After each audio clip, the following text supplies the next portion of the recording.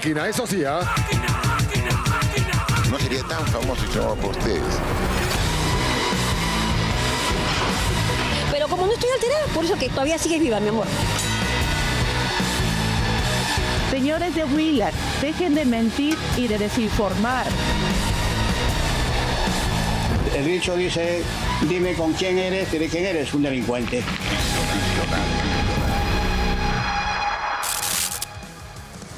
Hola, buenas noches, ¿cómo están? Yo soy Carlos Paredes y les doy la bienvenida a una nueva edición de Contracorriente, hoy martes 3 de febrero del 2026. Y vamos a iniciar el programa con la campaña. La política en nuestro país ha entrado en una nueva fase. Con las elecciones cada vez más cerca, muchos candidatos han dejado los discursos y planes de gobierno para apostar por bailes virales, imitaciones, poses provocadoras y show en redes sociales. Hoy la campaña ya no se libra en plazas ni debates, sino con likes, vistas y transmisiones en vivo. TikTok, Facebook e Instagram se han convertido en el principal campo de batalla electoral. Algunos buscan salir del anonimato, otros reciclar su imagen un poco deteriorada. El resultado es un espectáculo donde el protagonismo no lo tiene la propuesta, sino la puesta en escena, y donde la política parece competir más por entretener que por gobernar. José Zelada ha buceado en redes sociales para reunir una antología incompleta, sin duda, de esto que le hemos llamado el ridículo en campaña electoral. Aquí no hay ninguna mano oscura que pretenda desestabilizar, sino sus propias acciones.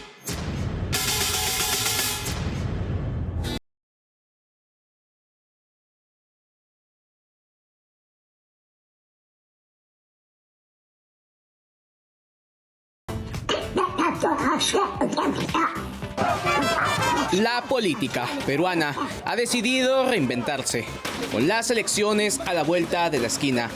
Estas ya no se ganan con discursos ni con planes de gobierno. Hoy se ganan con likes, bailes virales, imitaciones, poses sugerentes y una creatividad que muchas veces roza lo ridículo y hasta lo absurdo.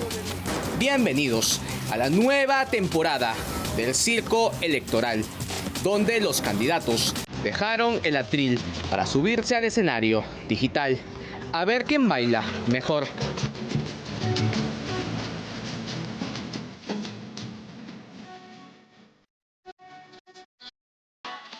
Lo que hay básicamente es una sobreexplotación de las redes sociales, partiendo de que en este momento sobrepasa el 80% el porcentaje de peruanos que tienen acceso a Internet.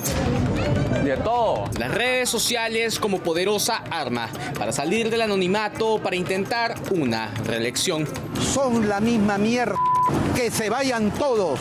Es ahora o nunca. Es como estos streamings o transmisiones en vivo se han convertido en su principal herramienta, en su campo de batalla.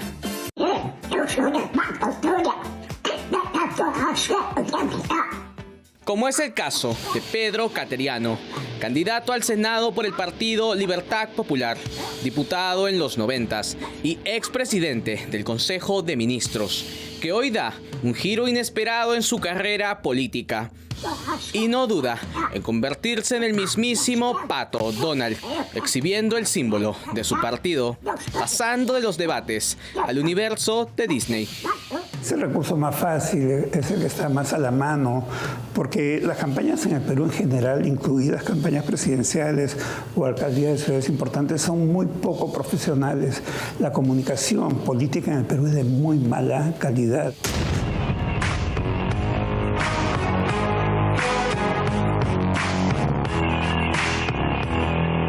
En el partido de Avanza País, la popular Karen Paniagua desistió de su candidatura como diputada, luego de captar la atención de todo el Perú con su contenido en redes sociales. Pero ya tiene reemplazo. Se trata de Rachel Coronado, candidata a diputada por el mismo partido, cuyo candidato presidencial es el general José Williams. Ella se muestra en redes sociales, moviendo la cintura junto a sus votantes en diversas actividades. Hola, acompáñame a vestirme para un almuerzo de colegas. Una candidata multifacética en un mismo video puede presentarse como política, influencer y bailarina, mostrando sus bikinis, outfits y de paso su logo partidario. ¡Silencio! Por favor, queridos hermanos de Jaén, estoy aquí. Y si hablamos de clásicos del espectáculo electoral, es imposible no mencionar al mismísimo César Acuña, reincidente candidato presidencial por Alianza para el Progreso, eterno protagonista del humor político nacional. ¿Quieren memes? Entonces, vamos con los memes. A ver.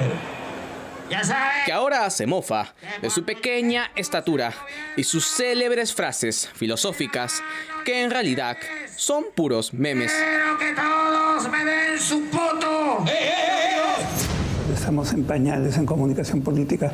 La calidad de la publicidad política es muy limitada, muy estrecha, no está basada en creatividad, en función del público objetivo o de una idea central de campaña, ¿no? Entonces, bueno, vamos al mercado y comemos ahí un menú de 12 soles y nos pasamos de vueltas en el mercado, ¿no? Pero ¿eso qué impacto va a tener? Los niños y los borrachos siempre dicen la verdad. ¿Por qué? Aparecer entre hombres borrachos, mercados, carretillas, devorando anticuchos.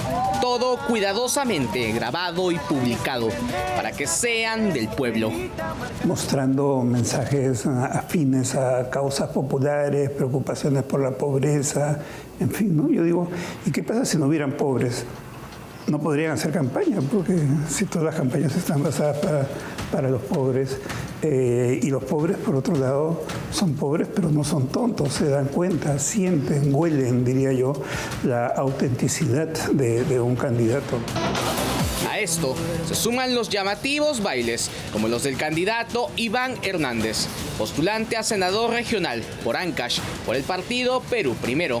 La agrupación de Lagarto Vizcarra queda orgulloso de su símbolo y también de su coreografía. Me gustaría ver campañas con una idea, con una creatividad, con una direccionalidad de ese mensaje que se diferencie, que golpee al ojo, al oído del espectador, que genere curiosidad, que genere interés.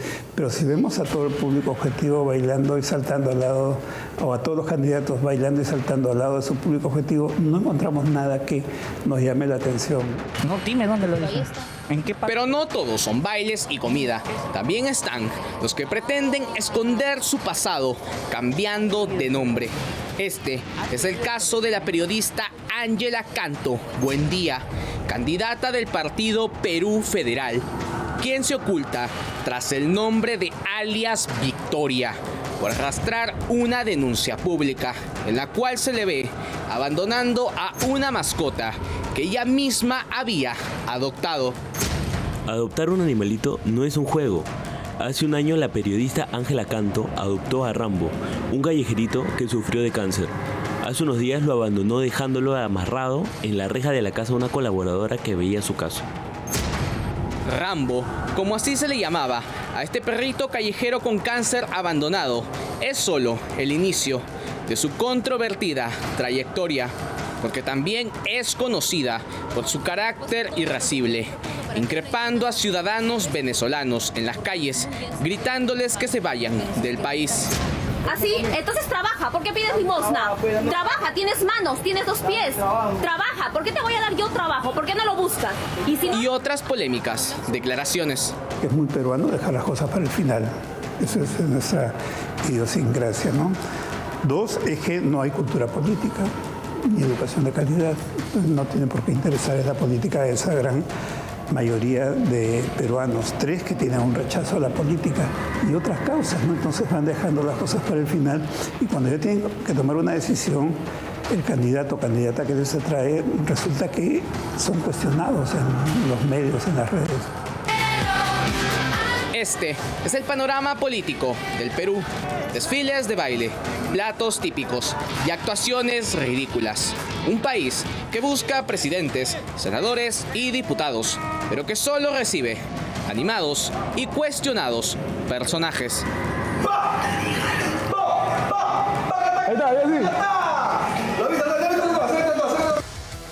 Sin duda el Perú, creo yo, va a romper el récord de candidatos presidenciales en una elección nacional.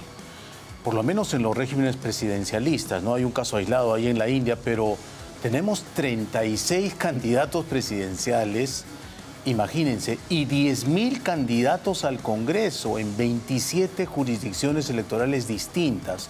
Hay candidatos a diputados, senador regional le llaman, el otro senador nacional. Hay una sola Cámara de Senadores, pero la elección es distinta. Y también hay Parlamento andino. ¿Cómo armamos un debate electoral con esta gran cantidad de candidatos que obviamente no nos están dando a nosotros los electores su visión del país, menos su plan de gobierno o contándonos qué piensan hacer con los problemas más graves, como por ejemplo la inseguridad, el sicariato, el crimen organizado que ha tomado todas las calles, o también el problema de la inmigración venezolana, el problema de nuestra economía que está, digamos, en piloto automático, ¿no? Con el precio de los commodities, el oro nunca había llegado a $5.500 la onza, el cobre que también producimos, estaríamos creciendo entre 6, 8%, pero estamos con crecimientos modestos de 2 y 3%, ¿no? Nada de eso nos están diciendo los candidatos y claro, la campaña ahora solo se hace en redes sociales, se busca viralizar algún video con alguna ridiculez para llamar la atención, pero la campaña en verdad no está siendo propositiva, menos programática, no hay programas de gobierno. Es cierto que de acuerdo a ley tienen que presentar sus programas de gobierno, pero es el festival del copy-paste, ¿no? Habría que pasar por algún Turnitin o quizá algún programa de inteligencia artificial para saber de dónde están sacando estas ideas los candidatos presidenciales. Y cuando uno les pregunta su partido de qué ideología es, cuál es su mirada, derecha, izquierda, centro derecha, social cristiano, lo que fuere, en algunos casos solo dicen plata como cancha, ¿no? Porque es la plata que tienen destinada a comprar votos de manera clientelar. Ojo, vamos a ver la siguiente nota que hemos revisado con Maricielo del Castillo, qué dice la norma. La contienda electoral avanza con miles de candidatos en carrera, pero también con una creciente lista de infracciones. En la búsqueda de votos, algunos aspirantes al Congreso han cruzado la línea, recurriendo a bailes, como hemos visto, lisuras, regalos y contenidos cuestionables que vulneran abiertamente las normas de propaganda electoral vigentes. El reglamento es muy claro, no se permite publicidad en espacios públicos, dádivas que superen los 27 soles, además tienen que ser entregadas con ciertos parámetros de publicidad y obviamente de transparencia, tampoco mensajes ofensivos. Sin embargo, varios candidatos han decidido ignorar la norma, dejando en evidencia que para algunos la ley es un obstáculo menor frente al objetivo principal: llegar a como dé lugar a tener una cuota de poder o una curula en el Congreso, incluso infringiendo las reglas que luego se supone deberán hacer respetar. Veamos el reportaje de Maricielo del Castillo. Te llega el huevo a la política y está bien, a mí también. Los niños y los borrachos siempre dicen la verdad. ¿Por quién van a votar? Por Rosángela Barbarán. Son estrategias de campaña, pero yo considero de que hay que en algunos casos guardar por la investidura. No necesariamente pues, o sea, haciendo este tipo de actividades que son claramente contra la norma. Te abrazan, que te ven. La contienda electoral con 10.000 candidatos al Congreso trae consigo a una larga lista de candidatos que están dispuestos a hacer lo que haga falta para ocupar una curul en el hemiciclo. Aún así, esto sea infringir la ley.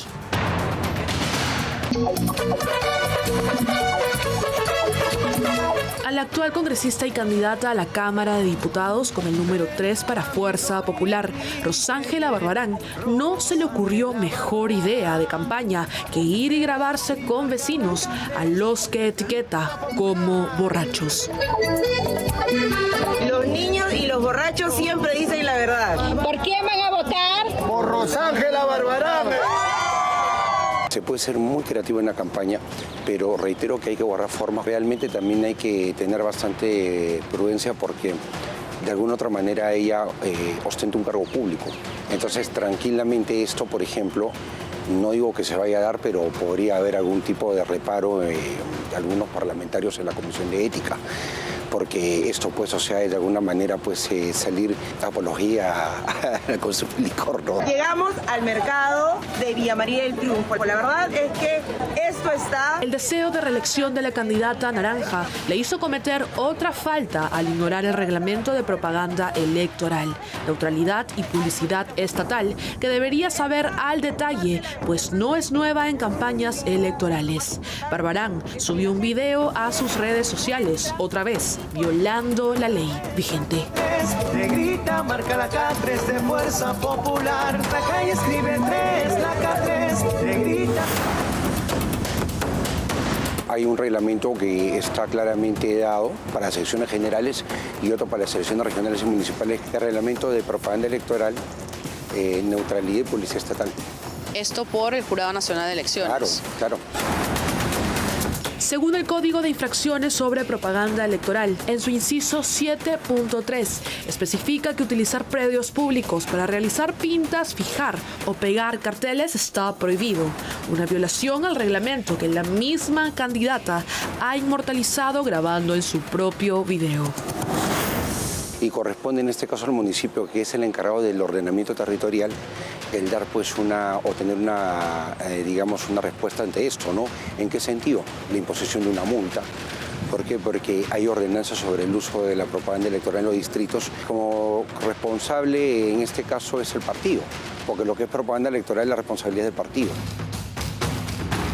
Fuerza Popular también tendrá que hacerse cargo de su candidata para la Cámara de Diputados con el número 7, Flor Mesa.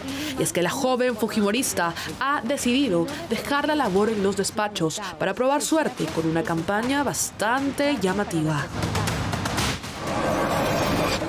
A ti también te llega el huevo la política. Y está bien, a mí también. Voy al Congreso a romper huevos. Son estrategias de campaña, pero yo considero de que hay que, en algunos casos, guardar por la investidura. La novedad no puede colindar con la vulgaridad.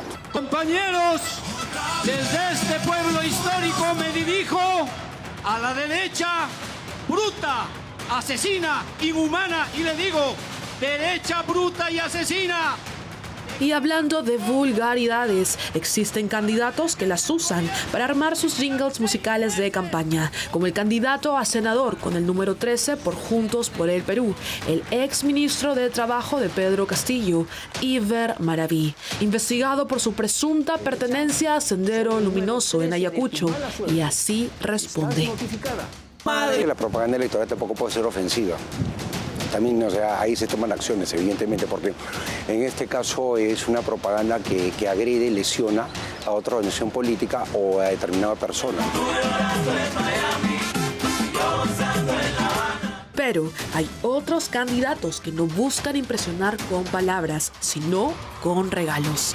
Todo parece indicar que es el caso de la candidata Yesenia Lozano, quien subió a sus redes sociales fotografías en una de sus actividades que tuvo que borrar después, pues en ellas eran visibles bolsas con víveres, Alianza por el Progreso, que según el reglamento costarían más de lo permitido. Eso es dádiva, porque la dádiva es la entrega de un objeto, de una cantidad de dinero, de un bien, ¿no? A cambio del apoyo político a una persona, porque además también uno está permitido entregar objetos de campaña, ¿no? Propaganda, hasta por un monto de 0.3 de una OIT, o sea, 16 soles 50. Gorritos, pulseritas, politos. ¿Más de eso? Más de eso ya constituye una dádiva. Entonces, en este caso, una bolsa de víveres con el logo del partido es una dádiva. El reglamento de infracciones sobre propaganda electoral es claro. Existen 13 incisos que determinan qué es lo que los candidatos no pueden hacer para salvaguardar un proceso electoral transparente y objetivo.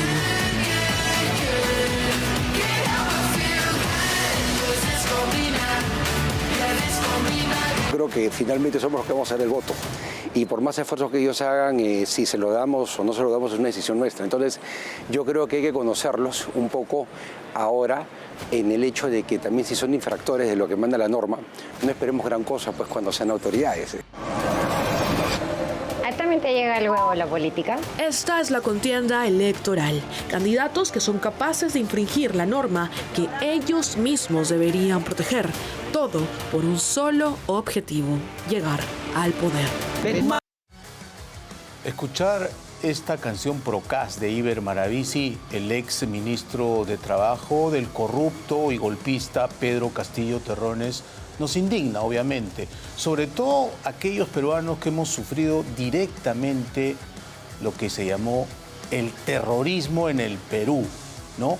Y este señor no solamente fue investigado por su pertenencia a Sendero Luminoso en Ayacucho en la década del 80 del siglo pasado, sino que la policía encontró que efectivamente el señor pertenecía a este grupo terrorista que, como sabemos, causó miles de muertos, miles de personas que perdieron a sus seres queridos, ¿no? Viudas, muchos hijos que vieron cómo asesinaban a sus padres, sobre todo campesinos, los más pobres de este país. Y claro, ahora viene con una narrativa reciclada, la derecha bruta y achorada. Este señor todavía no ha dado cuentas de sus actos. Según la Comisión de la Verdad y Reconciliación, Sendero Luminoso en concreto fue el perpetrador más grande de los derechos humanos en el país. Alrededor de 70.000 peruanos o fueron asesinados o desaparecieron en esto que se llamó la violencia política, el terrorismo en el Perú. Claro, ahora se vende como luchador social, ¿no? Algo así como lo que le dijo Alfonso López Chao en su momento a Víctor Polay Campos, sí, el líder del otro grupo terrorista, el MRTA, que también cometió actos criminales, como por ejemplo secuestrar a empresarios, meterlos en un hueco de 1 metro, en una verdadera mazmorra, en tratos inhumanos. Algunos de ellos fallecieron en el cautiverio.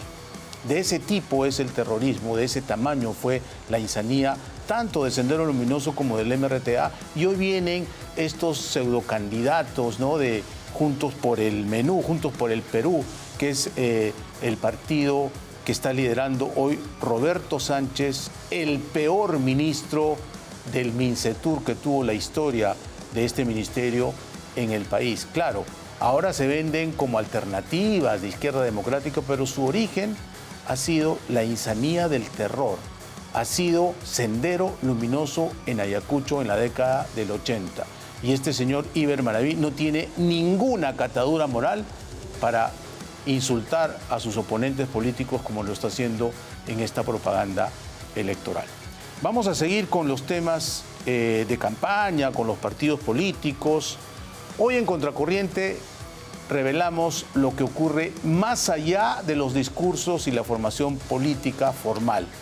Un encuentro de jóvenes vinculados a Fuerza Popular, hoy conocido como la Escuela Naranja, terminó fuera del programa oficial con consumo de alcohol y hechos que derivaron en una denuncia y controversias públicas.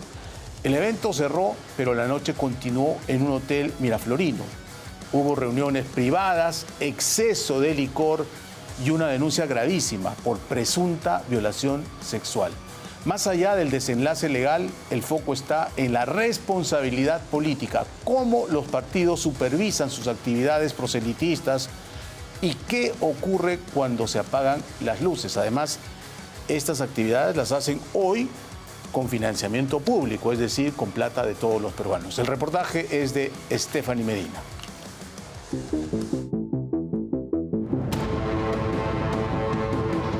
En Contracorriente, a continuación, un reportaje que no se queda en los discursos ni en los votos aquí en el Congreso de la República, ni en la formación política que los partidos muestran al público. Contaremos qué es lo que ocurre después, fuera del Parlamento, fuera del programa oficial en actividades políticas de partidos ya establecidos como Fuerza Popular. Reuniones que continúan, consumo de alcohol, encuentros sexuales y situaciones que terminan en denuncias y controversias públicas. Hoy le contamos qué es lo que ocurrió en un encuentro de jóvenes de Fuerza Popular, hoy conocido como Escuela Naranja.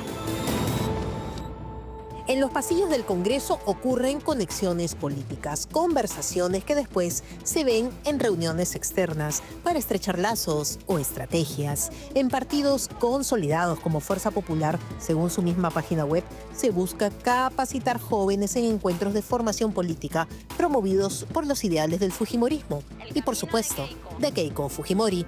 Sin embargo, hay momentos en los que las cosas se fueron de las manos.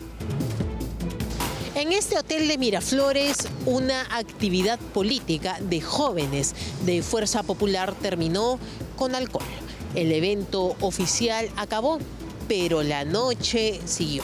Según una denuncia policial, algunos asistentes continuaron reunidos en habitaciones de este hotel. Consumieron alcohol y se produjo un encuentro sexual. Después vino la denuncia por una supuesta violación sexual, a la que este programa tuvo acceso. Vamos a los detalles, siempre protegiendo a la presunta víctima. Quien denuncia haber sido víctima del delito contra la libertad sexual y violación sexual, refiere a la denunciante que el día 24 de agosto del 2019 se encontraba hospedada en el Hotel Casa Andina Premium, en la habitación 501, lugar donde estaba con su pareja. Es el caso que, como en dicho hotel se había realizado un evento de escuela de jóvenes, a horas 11 de la noche, subió a la habitación 1506 o 1507, donde estuvo libando licor con Jorge Edison Llerena Portugal y Níber Fernando Laura Llana. Hasta aquí podemos entender que después de la jornada de formación política en el mismo lugar, siguió la juerga. Hay que precisar que los dos hombres mencionados están vinculados al partido Fuerza Popular. Jorge Edison Llerena Portugal es el actual trabajador de la congresista Auristela Obando e incluso fue sindicado como un trabajador fantasma. Él está afiliado a Fuerza Popular y registra un sueldo de más de 3.000 soles mensuales. Luego que se acabó la botella de licor, se retiró y se fue a su habitación, donde estuvo con su pareja. Luego de unos minutos, sus dos amigos la fueron a buscar a su habitación, indicándole que habían comprado más licor y que subiera para continuar tomando. A lo que la denunciante accedió. Se puso una bata y subió con sus amigos Jorge Edison Llerena Portugal y Níber Fernando Laura Llana a la habitación 1506 o 1507. Luego de continuar libando licor, refiere la denunciante que perdió el conocimiento. No recuerda cómo llegó a su habitación. Según le indicó la pareja, llegó a la habitación a horas 3:30 de la mañana aproximadamente del 25 de agosto del 2019, llorando, asustada y gritando. Y se quedó dormida. Luego de unos minutos, Níber Fernando Laura Llana, quien registra una afiliación con renuncia a Fuerza Popular, fue contactado por este programa y dio su versión. Hola, ¿qué tal? ¿Hablo con Níber Fernando Laura Llana? Sí, buenas. Tengo una denuncia hecha por una víctima que te denuncia de haber abusado de ella. Esto sucedió durante una escuela de formación de jóvenes de Fuerza Popular en un hotel en Miraflores, en el 2019. Lo único que pasó fue una denuncia que quedó archivada. Yo asistí a la cita que me hicieron y todo quedó ahí. La señorita no siguió el proceso porque no hubo ninguna prueba y todo quedó ahí. Pero esto se dio en una escuela naranja, ¿no? O creo que en ese momento se llamaban jóvenes de Fuerza Popular, según la denuncia eso dice. Sí, como le digo, señorita, lo único que le puedo decir es que todo quedó archivado. Sí, va a disculpar, hasta luego. En el contexto de...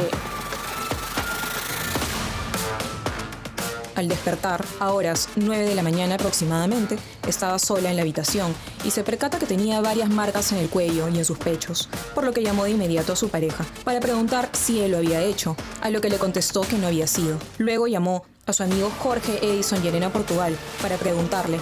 Este le respondió que también se había quedado dormido y que no recordaba nada. Asimismo, habló con Iber Fernando Laura Yaba, quien le indicó que sí habían tenido relaciones sexuales, pero había sido consentido, a lo que la denunciante indica que es mentira, toda vez que había perdido el conocimiento. ¿Qué es lo que sucede en las escuelas de formación pública de Fuerza Popular? Como podemos ver, se encargan de varios temas, como discursos de la participación de la mujer en la política con Marta Chávez, o planificación familiar, o incluso la reforma económica. En el 2019, valgan verdades, Keiko Fujimori estaba en prisión preventiva, pero el proyecto Jóvenes de Fuerza Popular seguía su curso. Buscamos una entrevista con el presidente del Congreso, quien es militante de Fuerza Popular, sin éxito. Como estamos hablando de un delito de violación, por lo general se califica como un delito clandestino, es un delito en el cual no necesariamente hay muchos testigos y que en rigor dependen de las pruebas que se puedan ir recabando, como los análisis médico-legales o incluso los análisis psicológicos. El hecho de que sea archivado, por ejemplo, por insuficiencia probatoria, no significa que la violación como tal o el acceso carnal, por ejemplo, que se sustenta en el ámbito penal, no haya sucedido. Y hay más complicaciones todavía cuando no puede identificarse a la persona que realmente ha cometido el hecho, porque ahí el archivo no necesariamente va vinculado a la inexistencia del hecho, sino más bien va vinculada a la imposibilidad de identificar al autor concreto del delito cometido, ¿no? La pregunta es, ¿cómo el partido Fuerza Popular supervisa a los jóvenes que participan en sus actividades? ¿Estaban al tanto de la denuncia? ¿Hubo alguna sanción para quienes tomaron alcohol en el mismo lugar donde se realizó esta capacitación?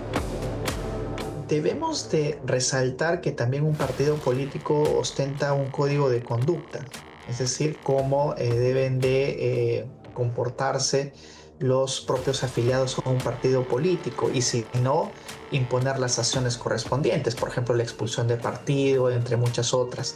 Así es que ese es un punto neurálgico que podría analizarse en este caso. Se han evaluado, por ejemplo, previamente a la incorporación, la conducta de estas personas, si existen algunos antecedentes o no, o también si después de ocurrido el hecho, y de acuerdo al estatuto y el código de conducta que ostenta el partido, han tomado alguna medida respecto a los hechos ocurridos. Porque que no se haya identificado algún tipo de delito o no se haya dado algún responsable y por eso se haya archivado, no significa de que como institución el partido o la persona jurídica no puedan reaccionar frente al hecho ocurrido. ¿Dónde se realizó esta capacitación? Aquí se cuestiona a un partido político que forma jóvenes, organiza actividades, ahora con financiamiento público, es decir, con nuestros impuestos, y no se hace cargo de lo que ocurre cuando se apagan las luces. Hubo alcohol, hubo un encuentro sexual y hubo una denuncia. Según uno de los acusados, la denuncia por violación fue archivada por falta de pruebas y bajo su versión fue un acto consentido. La responsabilidad política no está en el archivo, está en cómo este partido cuida o no a quienes participan en sus actividades.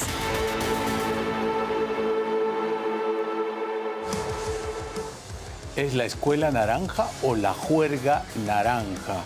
Y creo que hay que tener muchísimo cuidado con estos eventos porque hoy, no cuando sucedieron los hechos que Stephanie Medina encontró en esta denuncia policial, porque obviamente nos basamos en un documento oficial, sino hoy estos eventos partidarios de capacitación, escuelas políticas, etcétera, de acuerdo a la ley de financiamiento público de los partidos políticos, se hace con nuestros impuestos. Y entonces hay que tener mucho cuidado. Y digo mucho cuidado porque acá no solamente ha habido excesos, ¿no?, propios quizá de la juventud, licor, ha habido una denuncia gravísima, presunta violación sexual, que todo indica no llegó a judicializarse, como ha dicho uno de los implicados, no hubo lo que se llama la suficiencia probatoria, pero como lo ha dicho el experto, el abogado penal, esto no necesariamente significa que no sucedió. Decimos esto porque revisando a los protagonistas de este incidente de hace algunos años, Hoy los encontramos en posiciones mucho más expectantes en su propio partido Fuerza Popular. Algunos de ellos están postulando como candidatos a la Cámara de Diputados. Hay que tener muchísimo cuidado.